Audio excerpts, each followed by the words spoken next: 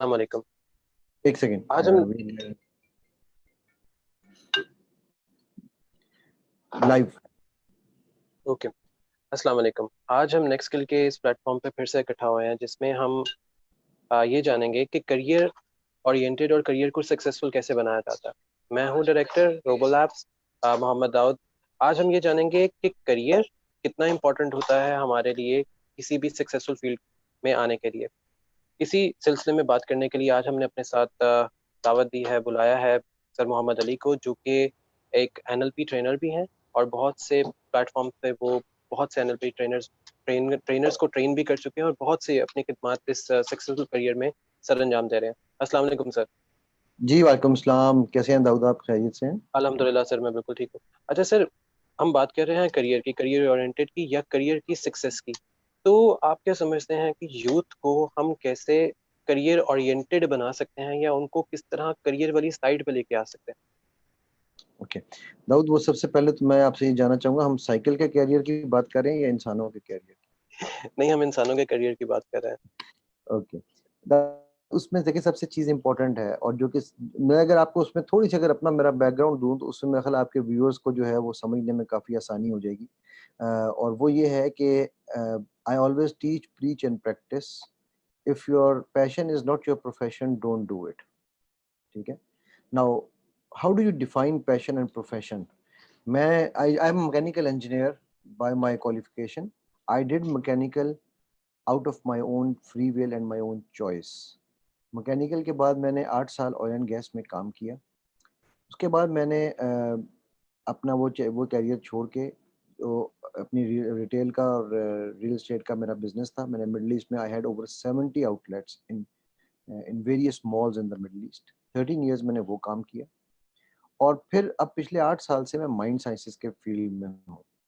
سو جو بھی میں نے کام کیا میں نے اس نظریے سے کیا کہ دس is exactly what I wanted, what I enjoyed. Because career کے اندر سب سے امپورٹنٹ اسپیکٹ یہ ہے، جو میں ایک بڑا ٹیگ لائن جملہ بولوں گا، وہ یہ ہے کہ happy performer is the best performer. So what ever you do, if you are یار آج پھر صبح صبح اس کی شکل دیکھنی پڑے گی، then don't do it. You will never be successful. And if you are, yes, تو پھر مزہ آیا ایک اور دن ہے. That's where you are actually going to make the difference. So anything that you want to take success in, اور by the way مجھ سے لوگ پوچھتے ہیں نا the definition of success، تو وہ یہ ہے خراٹے لینا، سکون سے رات کو سونا. وہ تبھی ہو سکتا ہے جب آپ بیگار نہ کاٹ رہے ہوں. So to have a successful career, you must have a vision and understanding of the difference between happiness and pleasure. یہ دو الگ الگ چیزیں ہیں. Career is only long term if it is associated to happiness. Pleasure, which is the dopamine production of your pleasure hormones, is very short lived and you will never be able to get success. You might get temporarily or intermittent success, but you will never be able to achieve a happy successful life. So یہ ایک بڑی summary سی میرے خیال سے ہے، اس کے اوپر پھر ہم we'll build it on this one. جیسے ہم بات کر رہے تھے کہ ابھی جیسے ہم وی were talking about the career oriented, کیا جیسے بھی آپ نے کہا player is for the time being, لیکن ہم اپنے یوتھ کو یہ کیسے سمجھائیں کہ the things they are doing right now career oriented ہیں یا نہیں ہے، یا profession oriented ہے یا نہیں ہے، وہ ٹائم بینگ ہے یا لانگ ٹرم oriented ہے؟ کیسے how we gonna tell them this career or something like for a long time and this is for the short time, how they gonna define between the long and short term؟ دیکھیں راؤ، جس طرح میں نے ابھی تھوڑی دیر پہلے آپ سے بات کی تھی کہ any thing that makes you happy, ہم کہتے ہیں نا ہمارا کیا ہوتا ہے، ہم پہلے مینس کو ڈھونڈنے کی کرتے ہیں کہ ہم نے یہ گول ہے، ہم نے یہ گول اچیو کرنا ہے، اس کے لیے ہمیں پھر جو بھی مین چاہیے رائٹ اور رانگ ہم اس کی طرف نکل پڑتے ہیں.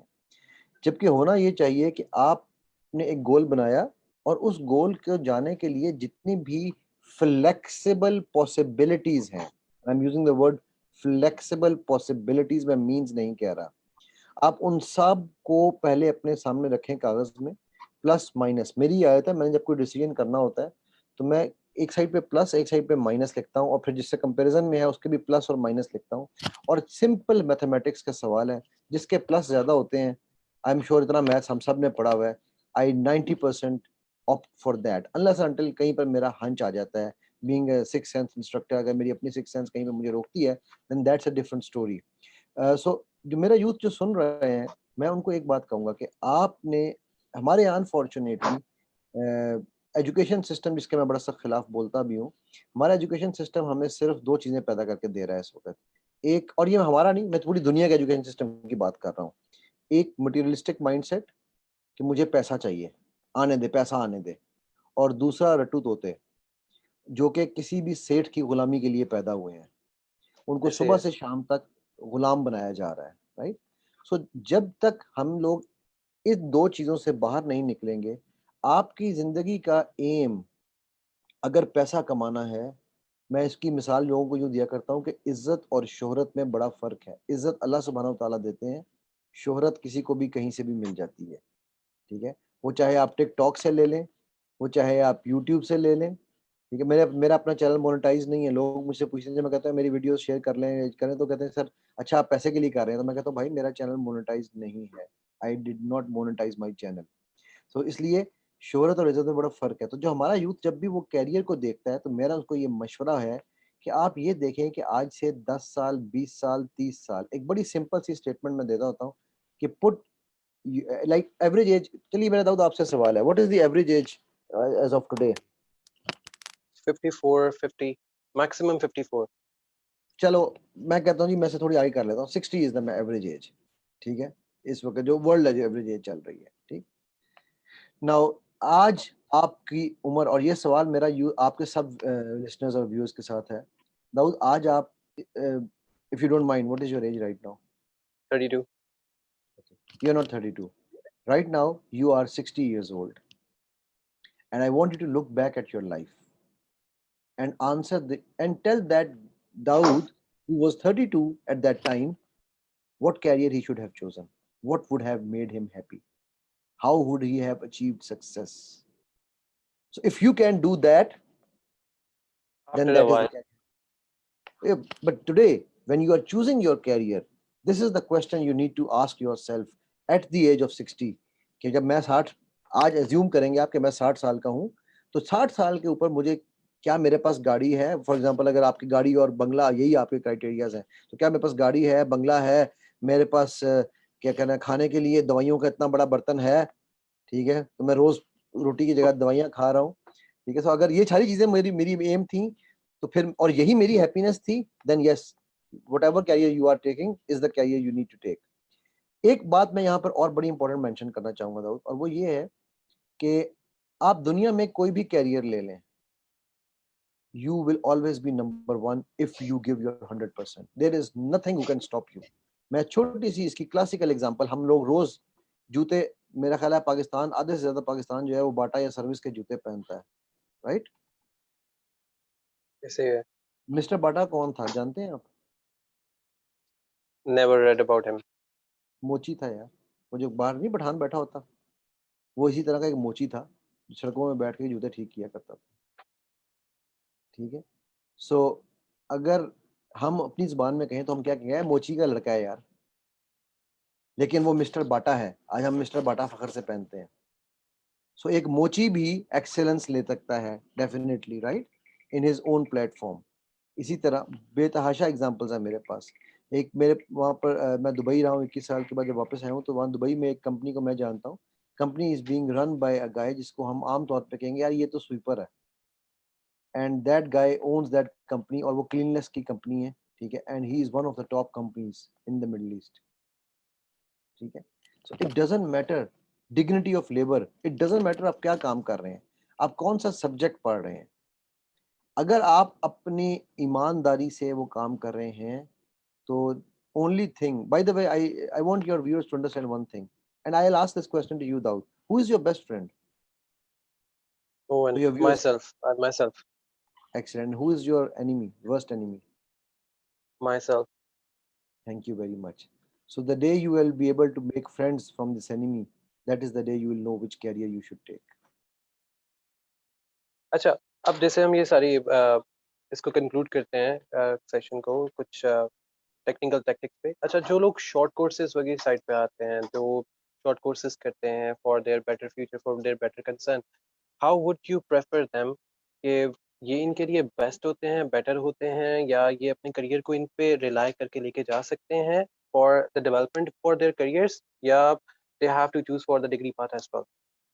اوکے دیکھیں داؤد میں پرسنلی آپ اصل میں آپ نے غلط آدمی سے یہ سوال پوچھ لیا بیکاز میں ڈگری پہ بلیو نہیں کرتا.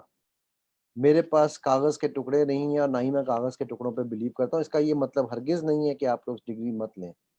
میں اسکلز پہ بلیو کرتا ہوں, وہ چاہے آپ ڈگری لے کر بھی لے رہے ہوں. میرے نزدیک علم اور تعلیم میں بہت فرق ہے. ہم وہ قوم بن چکے ہیں جو کہ تعلیم کی کتابوں کو تول کے خریدتے ہیں, مول کے نہیں خریدتے. تو یہ فرق ہے علم اور تعلیم میں. تعلیم تولی جاتی ہے, علم مولا جاتا ہے. ٹھیک ہے نا. علم کسی کی میراث نہیں ہے, علم صرف مومن کی میراث ہے. علم کہیں سے بھی ملے ہمیں لینا چاہیے. یہ جو شارٹ کورسز یا لانگ کورسز کوئی بھی مطلب, اور انفارچونیٹلی اس کے اوپر ہمارے لوگ پیسے بھی نہیں خرچتے. وہ کہتے ہیں اوہ اتنا مہنگا کورس کیوں کریں. ٹھیک ہے, میں بھی کورسز کرا رہا ہوں نا, اتنا مہنگا کورس کیوں کریں. تو میں ان سے پوچھتا ہوں کہ بھائی مجھے ایک بات بتاؤ, تم نے سیکھنا تو پھر بھی ہے جب جس بھی فیلڈ میں تم جاؤ گے, رائٹ. اور ایک طریقہ یہ ہے کہ تم ٹھڈے کھا کھا کے سیکھو, جیسے کہ پتھر نے سیکھا تھا. پتھر سے کسی نے پوچھا تو گول کیسے ہوا, اس نے کہا کیسے ٹھڈے کھا ہوا؟ کھا. ٹھیک ہے. اور دوسرا طریقہ یہ ہے, مطلب وہ یونیورسٹی آف ہارڈ ناکس ہے نا. دوسرا طریقہ یہ ہے کہ آپ ان لوگوں سے سیکھو جن کے پاس وہ علم موجود ہے. Already they have done. They have it, right. سو جو آپ نے ڈگریاں لے لی ہیں, وہ انفارچونیٹلی جو ہمارا نظام ہے وہ کاغذ دیکھتا ہے, تو اس نظام کے لیے کاغذ کا ہونا بھی ضروری ہے. میں اس سے ڈس ایگری نہیں کر رہا ہوں, کہیں خدا نہ خواستہ کوئی یہ نہ سمجھے کہ میں کہہ رہا ہوں کل سے اسکول بند کرو, یونیورسٹیاں بند کرو. آلدو اگر میرے اختیار میں ہو تو میں بند کر دوں, یہ میں آپ کو فرینکلی بتا رہا ہوں. میرے بڑے جو ہے نا وہ ڈفرینٹ قسم کے تھاٹ پروسیسز ہیں, لیکن کروں وہ ٹھیک ہے جو کہ دل کو آپ اچھا لگے. دل کو اچھا لگے, اور جس کے اندر آپ سکلز انہانسمنٹ اپنی کرتے جائیں. یار میں اس سے زیادہ اسٹریس نہیں کر سکتا ہوں. چلیں داؤد ایک لاسٹ کوسچن کے ساتھ ہم یہ جو آپ نے کہا کمنٹ کے ساتھ میں اس چیز کو وائنڈ اپ کی طرف لے کے چلتے ہیں. جس طرح آپ نے کہا, مجھے ایک بات بتائیے, اللہ سبحانہ تعالیٰ نے جب یہ کائنات بنانے کا فیصلہ کیا تو سب سے پہلے کیا چیز بنائی؟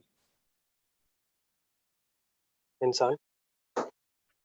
انسان تو بہت بعد کی پیداوار ہے. انسان تو بہت لیٹ پیداوار ہے, آخری مخلوق ہے شاید انسان. سب سے پہلی کیا بنائی؟ کائنات کو بنانے کے لیے تو فرشتے تھے پہلے, پھر جنات آئے, جنات کے بعد زمین کو بچھایا گیا. جیسے قرآن میں آتا ہے کہ میں نے زمین کو ایک چٹکی میں بچھایا, ان کو چٹکیوں میں بچھایا. جب اللہ نے یہ کائنات بنانے کا فیصلہ کیا, میں آپ کی زندگی آسان کرتا ہوں, تو سب سے پہلے اللہ سبحانہ تعالیٰ نے جو چیز بنائی وہ تھی قلم. اور قلم کو بنا کر ان کو اندر صحیح بھری اور ان کو کہا لکھ دو جو کچھ قیامت تک یہاں پر ہونے والا ہے. قلم کس چیز کی نشانی ہے؟ علم کی, علم کی. پہلی وحی عالم کیا کی. نازل ہوئی؟ پہلی وحی کیا اقرا نازل ہوئی؟ بسمی, اقرا بسمی اقرا. ربک الذی. اقرا کا کیا پر مطلب ہے؟ پر پڑھ. اے نبی. علم. ٹھیک ہے, پڑھ, رائٹ. سو علم سے دنیا شروع ہوئی, علم سے دنیا کے اندر جو ہے وہ اندھیروں کو اجالوں میں بدلا گیا. اور سب سے آخری چیز جب یہ کائنات ختم ہوگی, سب سے آخری چیز کیا ختم ہوگی؟ قرآن پاک. جی نا. علم. سب سے آخری چیز وہ قلموں کو سیاہی لے لی جائے گی اور ان کو خشک کر دیا جائے گا اور ان کو ختم کر علم دیا ہی ہے جائے نا, گا. علم ختم ہو جائے گا. تو علم ختم اللہ ہو جائے گا. سبحانہ و تعالیٰ نے کہیں پر یہ نہیں کہا کہ مسلمان دنیا پہ حکمران ہوں گے. اللہ نے یہ ضرور کہا ہے کہ مومن ہوں گے, اور مومن کی کیا نشانی ہے کہ وہ علم والا ہے. تو علم والا علم ہے. جس کے پاس بھی ہے, علم جس کے پاس بھی ہے وہ حکمران ہے. آپ دنیا کی ہسٹری اٹھا کے دیکھ لیں, نبی پاک صلی اللہ علیہ وسلم نے پہلی جنگ غزوہ بدر میں کس شرط پہ کفار کو کہا تھا کہ اپنے قیدی واپس لے جاؤ؟ کہ کہ 10 وہ بچوں بچوں کو سکھائیں گے. پڑھائیں گے. کیا پڑھائیں گے؟ کیا انہوں نے قرآن سکھانا تھا؟ علم, علم سکھانا تھا جو ان کے پاس تھا اس ٹائم پہ. تو کیا وہ شارٹ کورس نہیں تھا؟ کریش شارٹ کورس کورس تھا. نہیں تھا؟ میرے لاجکس بڑے ڈفرینٹ ہیں یار. آئی نو کہ لاٹ آف پیپل تھنک کہ یہ کہاں سے چیز جا کے جڑتی ہے اور کہاں سے جا کے شروع ہوتی ہے. But if you understand how, جو اللہ تعالیٰ قرآن میں کہتا ہے نا کہ اس میں نشانیاں ہیں عقل والوں کے لیے. If you understand that you will understand what I am seeing right now. کہ ہمارے یہاں علم شارٹ کورسز میں, یہاں کے پوائنٹ آف ویو سے اگر بات کریں تو میں ایک لفظ یوز کیا کرتا ہوں، فراڈ کورسز نہیں میں کہہ رہا، میں ریئل کورسز کہہ رہا ہوں، بیکاز یہاں پر ہمارے یہاں پر جو ہے نا وہ عطائی کورسز والے بھی بہت سارے بہت بیٹھے ہیں، زیادہ ہیں، بہت زیادہ بیٹھے ہوئے ہیں، بہت زیادہ. تو اس میں آپ کو ریسرچ تھوڑی سی کرنی چاہیے، اور I think this is some thing that علم حاصل کرنے کے لیے you should invest. Without investment علم نہیں آتا. جو ہمارے یہاں پہ ایک اور کانسیپٹ ہے نا فری کا، مجھے مفت میں دے دو، مفت میں نہ وہ کوئی نہیں قدر ہے، کرتا ہے، نہ کوئی قدر نہ کوئی کرتا ہے، علم نہ دیتا کوئی ہے. آتا ہے، نہ کوئی نہیں دے ایسے ہی ہے، دیتا ہے، لیکن لینے والے کو قدر نہیں آتی. وہ صحابہ تھے جنہوں نے فری میں قدر کی، ہم لوگ نہیں کر سکتے، ہم بڑے بے قدرے ایسے ہی لوگ ہیں. ایسے ہی ہے، بالکل ایسے ہی ہے، بالکل ایسے ہی ہے.